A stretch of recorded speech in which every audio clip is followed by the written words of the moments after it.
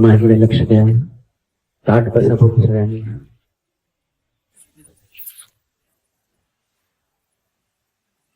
कारण मला असं जाणवतं तुम्ही इकडे येता सगळे सद्गुरूच्या दर्शनाला. आवाज येत नाही? ये. सद्गुरूच्या दर्शनाला येता, पण हे एवढंच पुरतं करता आणि घरी जाता. पुढे ते काही कंटिन्यू होत नाही.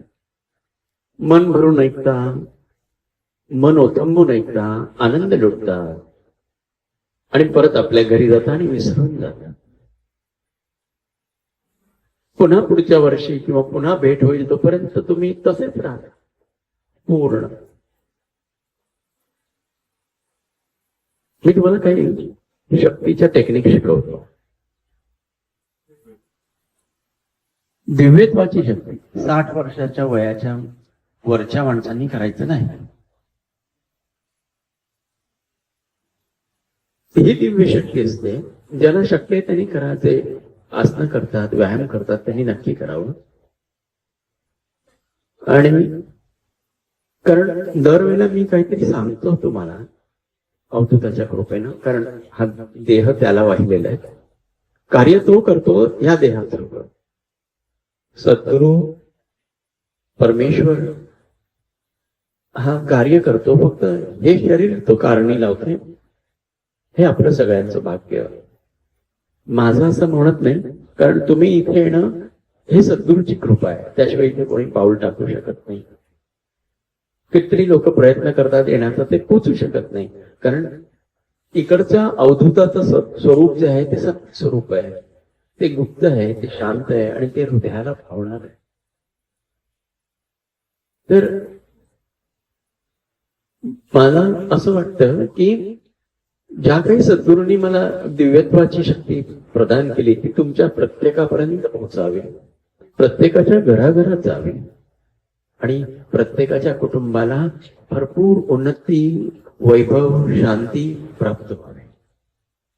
त्यासाठीच आपण येतो. तुम्ही सगळेजण नोकरी करता, आयुष्यभर नोकरी करता, पैसे कमावता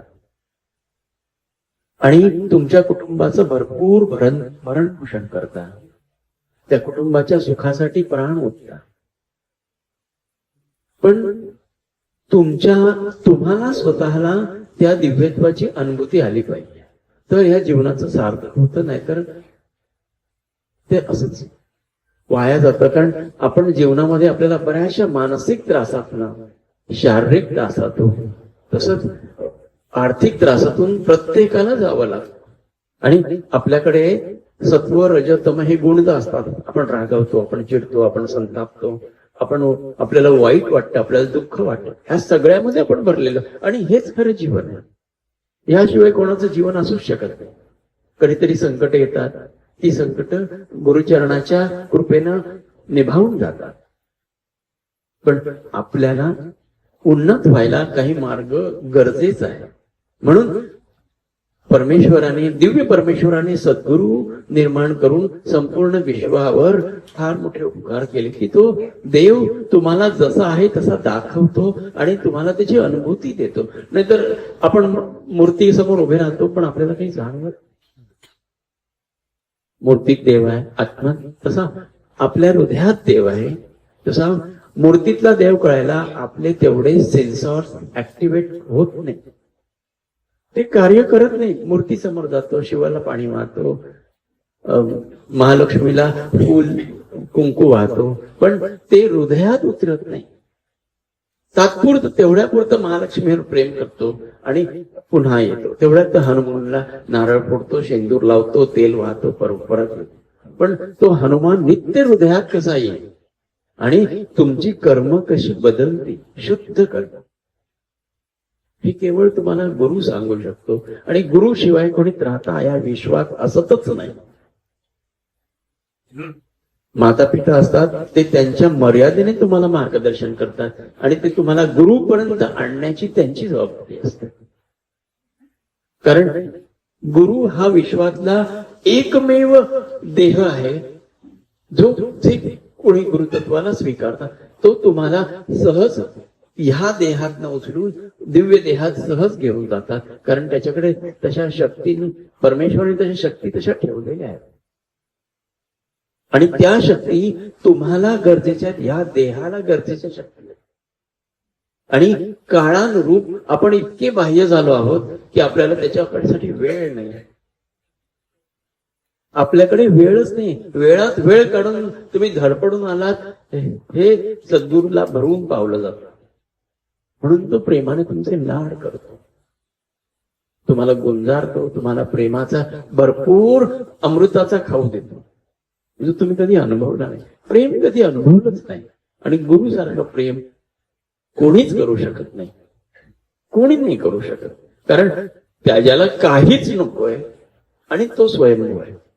सूर्य आहे, तो स्वेच्छेने प्रकाश प्रकट करतो आणि आपण सगळे त्याचा आनंद घेतो. तसा गुरु हा दिव्य सूर्य, तो त्याची शक्ती तुमच्यावर प्रदान करतो आणि तुम्हाला ह्या देहातून पलीकडे घेऊन जातो. तोच गुरु असतो. तुम्हाला आई वडील जन्म देतात, पण ह्या देहाशी बांधिलकी ठेवतात आई वडील. पण हा गुरु ती पण ठेवत नाही. तो तुम्हाला त्याचं सर्वस्व अर्पण करतो आणि तो सहज समाधीत जातो. तशी तुम्हाला समाधी लागता आली पाहिजे. सगळं सर्वस्व सुटलं तर ती साधना. सर्वस्व नाही सुटलं तर साधना कशी? तुम्ही आता गिरीश भाऊ खूप सुंदर गात होता, देवश्री खूप सुंदर गात होती, पण त्या देवाला त्या भजनरूपी सुंदर पूजेचा हार जेव्हा तो अर्पण करतो तेव्हा त्याच्या भावाशी आपण एकरूप होतो आणि तो आनंद घेतो. आणि तो आनंद घ्यायला गुरुठाई पूर्ण निष्ठा आणि पूर्ण शुद्ध प्रेम, दुसरा कुठलाच उपाय नाही त्याला. तुमच्या पूजा अर्चा काही कार्य करत नाही. शुद्ध प्रेम, खूप खूप प्रेम. गुरु म्हटलं, गुरुचरण आठवले की सहज आनंदात जाता आला पाहिजे. कारण तो तुमचा त्राता आहे, सगळा पालनहार आहे. या देहातनं तुम्हाला दिव्यत्वात घेऊन ह्या देहाच्या मायेतून सोडवणारा गुरु. कारण तुम्हाला तुमचा मोठा अहंकार आहे, मीपणाचा.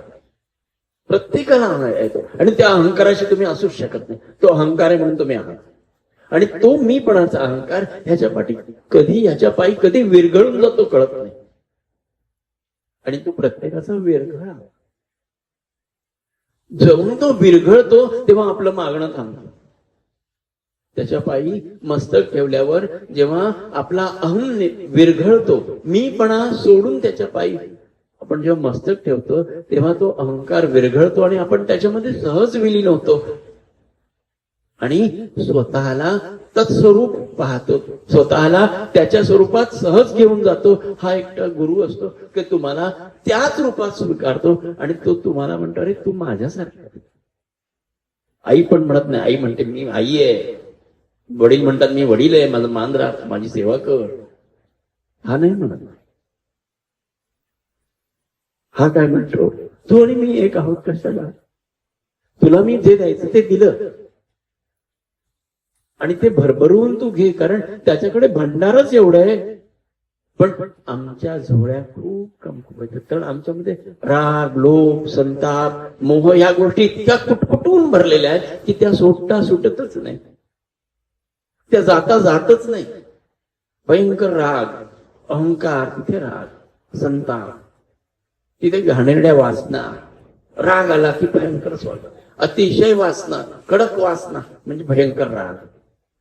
मग त्याचा आपण उपयोग स्वतःच्या अहंकारा प्रतीत करण्यासाठी करतो. मी असा आहे, मी तसा, स्वतःबद्दल सांगत राहतो. मग स्वतःला नष्ट करायचं. प्रत्येकाने स्वतःला नष्ट करण्यासाठी मी साधना शिकवणार आहे. स्वतःचं अस्तित्वच विरवून टाकायचं. मला काही नकोच आहे, माझं अस्तित्वच संपलं पाहिजे, तरच ते शक्य आहे. मला मुलाबाळांची गरज नाही, मला माझ्या घरच्या अधिकाराची कसली गरज नाही, मला माझ्या सहचाराची गरज नाही. मला फक्त तू हवायस. कारण तो तो इतका प्रचंड आहे की त्याच्या पुढे सगळं वेळ आहे. कारण प्रत्येकाला काहीतरी हवं असतं आणि ह्याला काहीच नको असतं. त्याला नमस्कार पण लागत, इतका प्रेमाने ओथंबतो आणि तुम्हाला बाहेर करतो. जेव्हा तुम्ही साधना करा, मी प्रत्येकाला साधना सांगतो, प्रत्येक वया गटाला सांगतो की जी 5 ते 12 वर्षाची मुलं आहेत त्यांनी 5 ते 12 वर्षाच्या मुलांनी जागृत व्हा आणि ऐका की तुम्ही दररोज एक माळ तरी जपलीच पाहिजे. ओम नमः शिवाय ही एक माळ प्रत्येकाने कारण हा संस्कार पुढे तुम्हाला गेला आणि हाच प्राण तुम्हाला शेवटी मृत्यूच्या क्षणी घेणार आहे. आणि त्यांच्या आयानी पण त्यांना लक्षपूर्वक पहा की तुमचं मूल जप करतंय का, त्याला नीट मार्गदर्शन, कारण तुम्हाला आधी नीट वागायचं आई वडिलांना, मग ते मूल तुम्हाला फॉलो करणार आहे. त्याच्यामुळे आई वडिलांनी पहिलं स्वतः नीट वागायचं, व्यवहार नीट करायचे, फार आळस कंटाळा करायचा नाही. या गोष्टी ज्या आई वडिलांना आपल्या मुलांना संस्कार द्यायचे त्यांनी स्वतःला आधी शुद्ध करा, पवित्र करा. कटकट, शांत, संताप हे आधी बंद करा आणि स्वतःच्या मुलांच्या कल्याणासाठी स्वतःला दिव्यत्वात ठेवा. मग त्या मुलांवर संस्कार होते. नंतर येतात 12 ते 25 वर्ष वयाची, त्यांनी भरपूर साधना करावी. पण हे वय असतं ते फार चंचल असतं. मुलं फार गुन्हे करतात कारण समाज इतका घाणेरड्या गोष्टींनी भरलेला आहे, इतक्या घाणेरड्या गोष्टी सहज चालतात. राजकारण हा विषय कधी बातम्या तर बघूच नका, वेळ लागेल. इतक्या घाणेरड्या पद्धतीनं राजकारण चालतं. त्याच्यात आपल्याला राजकारणी लोकांना साधना कधी करता येत नाही कारण त्यांना स्वतःचा अहंकार व्यक्त करण्यासाठी वेळ हवा असतो. त्यांचा आदर करून मी म्हणतो, तुम्ही कोणी राजकारणात असाल तर तुम्ही नसावे, आणि असाल तर सेवाभाव ठीक आहे.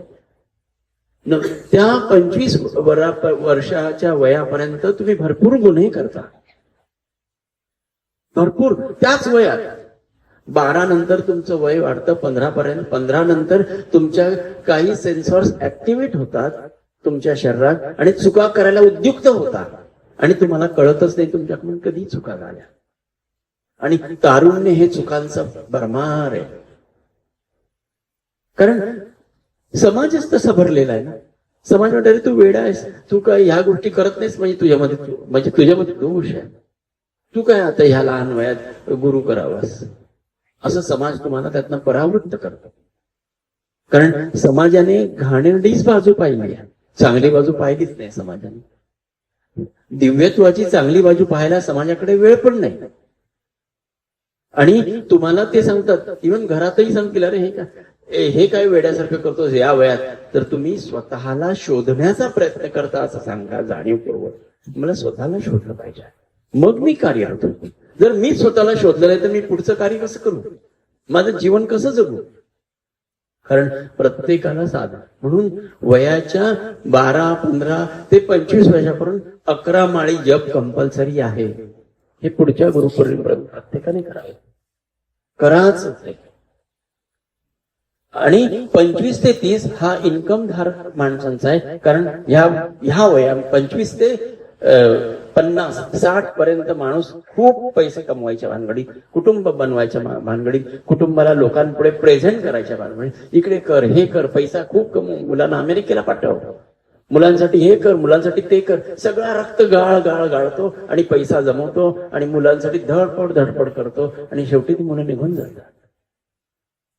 पण याच वयात हे असंच असतं. आणि हा वयात भरपूर चुका होतात, चुकीच्या लोकांचे संबंध येतात, चुकीच्या स्त्रिया पुरुषांची नाद लागतात, चुकीच्या गाण्यांची नाद लागतात. तर ह्या वयात स्वतःला खूप सांभाळा. आणि तुम्हाला सगळ्यांना ह्या वयाच्या लोकांना दिवसातून 2दा तरी ध्यान करता आलं पाहिजे. आहे का तुला बसायला जागा? ह्या वयामध्ये इतक्या गुन्हा, चुका आणि वेळ वाया घालवणे, मोबाईलवर मॅड लोक असतात, महामूर्ख माणसं आयुष्याचा वेळ मोबाईलमध्ये घालवतात. तुम्हाला शिकायचं आहे, शिक्षण आहे, ठीक आहे, मान्य आहे. तो फेसबुक, ब्लूटूथ आणि तुमचे दिवसभर कान फुटेपर्यंत ते ऐकत राहायचं. शिवाय तुमचे युट्यूब, महामूर्ख लोक ते बघतात आणि त्याच्यावरनं लोक डॉक्टर होतात आणि दुसऱ्यांना सल्ले देतात. त्याच्यामुळे ह्या गोष्टीपासून सगळ्यांनी बाहेर व्हायचं. अगदी 60च्या वरचे लोक तर फारच, पण कामच नाही ना, रिटायर झाले. नाही, असं ही हसण्याची बाब नाही, ही मानसिक रोग आहे. हा मनोरुग्णपणा आहे. तुम्ही मनोरुग्ण असाल तर त्याच्यामध्ये शिराल. कारण हा इतकी तुम्हाला वेळ लावतो. तो चित्रपट, ते टेलिव्हिजन, त्या सिरियल, ह्या सगळ्यातनं तुम्हाला बाहेर पडायचं जर साधना करून परमेश्वरी स्पर्श शिकायचा आहे तर. नाहीतर तुम्हाला ह्या सुटका नाही, अजिबात सुटका होणार. मावशी तू टेकून बस मागे, तुला त्रास होईल. तिथे कुठे चेअर असेल तर द्या रे मावशीला, नाही तर मध्ये ये.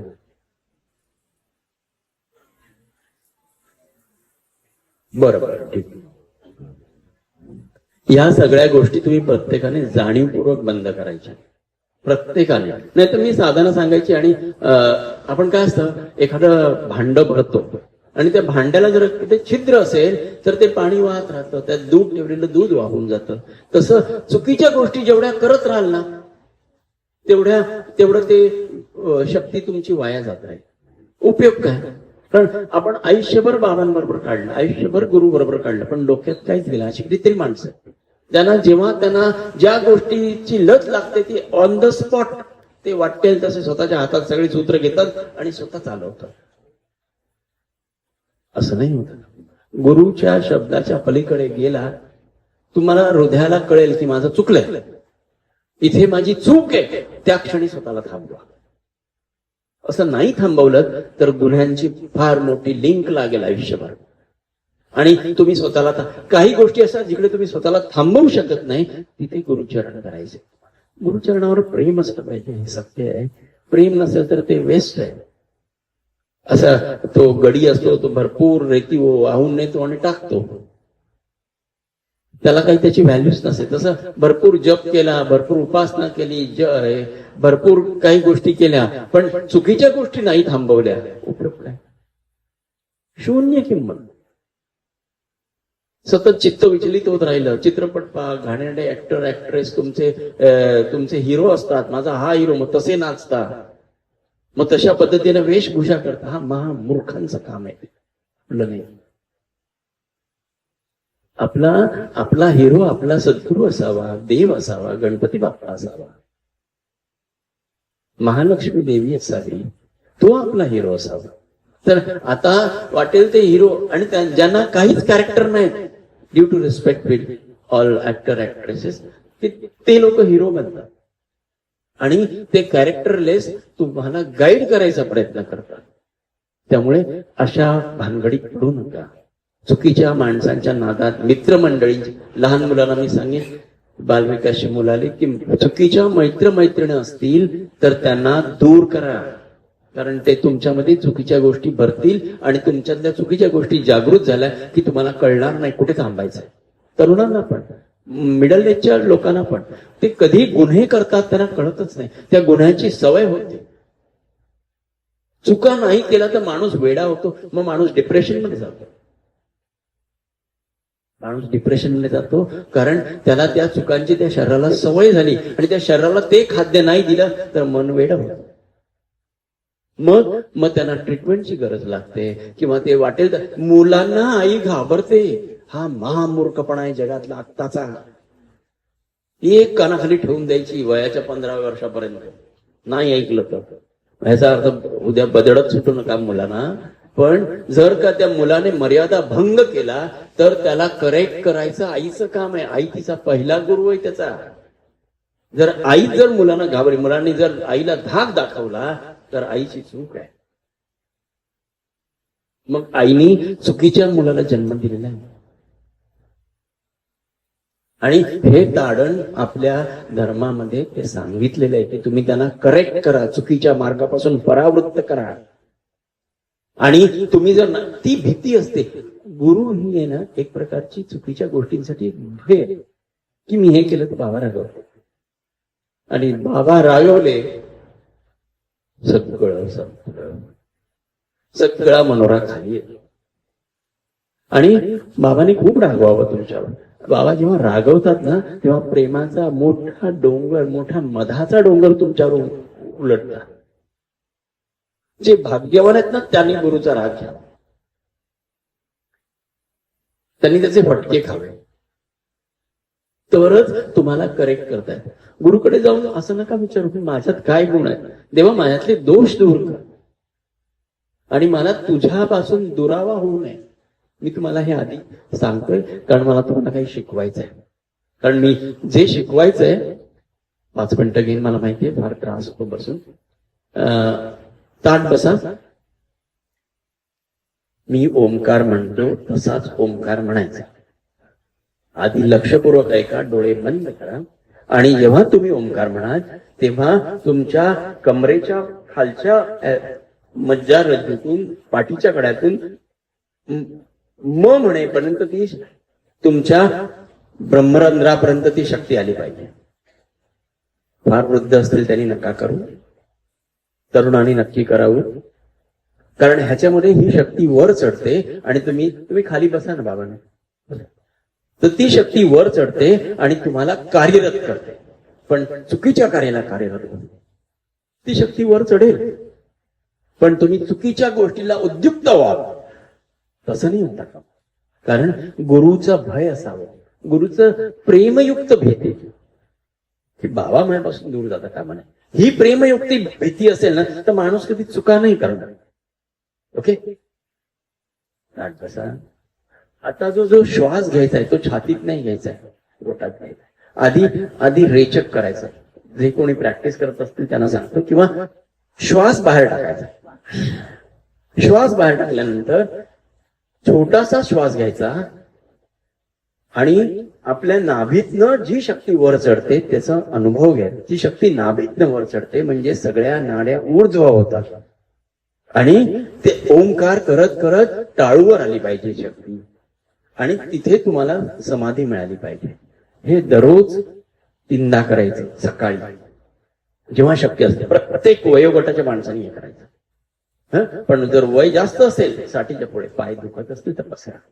60च्या पुढे असतील तर तुम्ही तुमच्या मर्यादा पाळा, म्हणजे त्याचा तुम्हाला त्रास. डोळे बंद, अवधू डोळे बंद करून आधी माझा ओंकार ऐका. ओ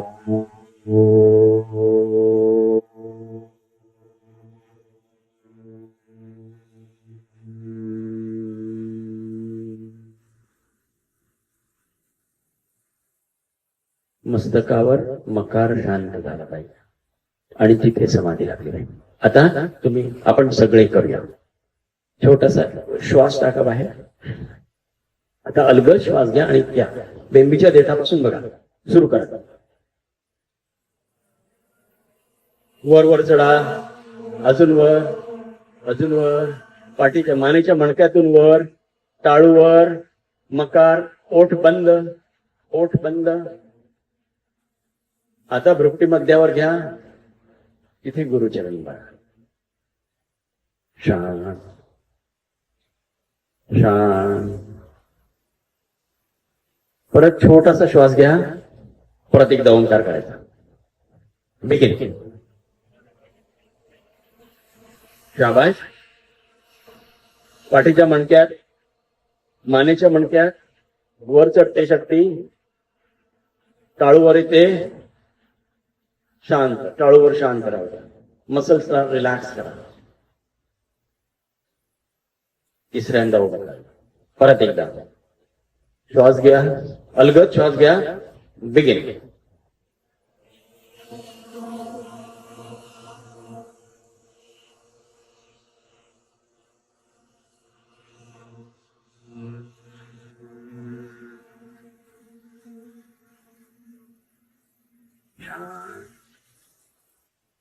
इथे दिव्यत्वाचा अनुभव आला पाहिजे. तुमचं स्वतःच घडवलेलं दिव्यत्व आहे, सद्गुरूंनी बहाल केलेलं. हे प्रत्येकात आहे. सद्गुरू म्हणतो मी देव आहे, अरे तू सुद्धा देव आहे. शिष्य हा सद्गुरूचा देव असतो. शिष्य आणि गुरु हे नातं फार उन्नत आहे. हा पहिला प्रेम. ओके, डोळे उघडा. हे असं नित्य दिवसातनं 3दा हा ओंकार प्रत्येकाचा झाला पाहिजे. म्हणजे दोष नष्ट होतील, राग शांत होईल, संताप शांत होईल, चुकीच्या वासना नष्ट होतील. ज्या लहान मुलांना शक्य आहे त्यांनी दिवसा सकाळी संध्याकाळी दोन्ही करा, कारण त्यांच्याकडे वेळ असतो. तुमच्या मुलं करतात की नाही हे जाणीवपूर्वक बघा, त्यांना जमतंय की नाही.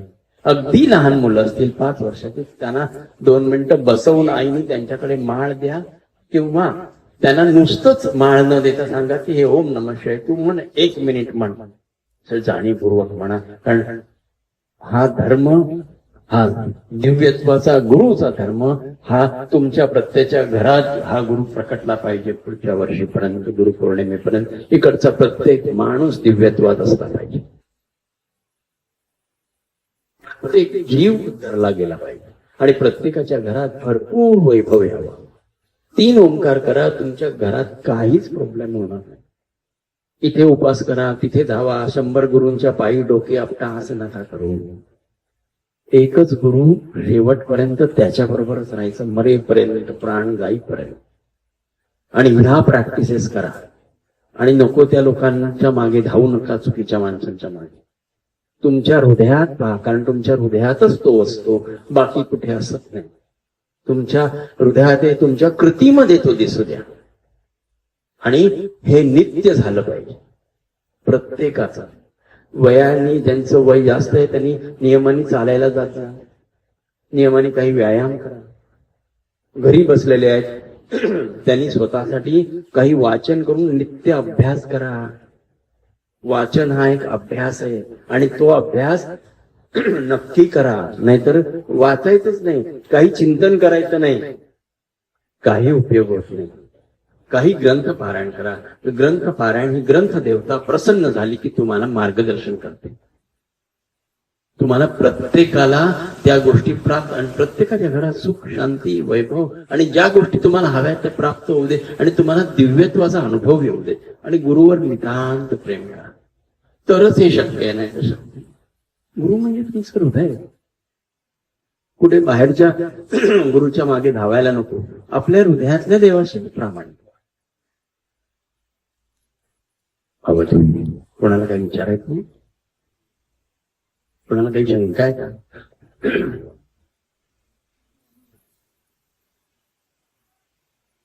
तुला काही बोलायचं? हा, कोणाला काही विचारायचं का? शांत राहा, शांत राहा. भांडू नका, चिडू नका, रागवू नका, संताप करू नका, कोणाचे बदले घेऊ नका, कोणाविषयी वाईट बोलू नका, त्याच्या मागे काही राजकारण करू नका, हे करू नका. दुसऱ्याविषयी अपशब्द त्याच्या मागून बोलू नका. हे फार वाईट आहे. तुम्हाला देव त्या क्षणी टाकून दिलं. फुकट बडबड करू नका. ओके, ठीक आहे. आता आपण सगळे परमेश्वराच्या प्रसादाला जाऊ आणि मग नंतर आपण आरती करू आणि मग तुम्ही जाऊ शकता. पाऊस आहे, चालताना सांभाळून जा. मुलांनी सुद्धा सांभाळून, धावपळ करू नका, सरकून पडू नका. ठीक आहे. You can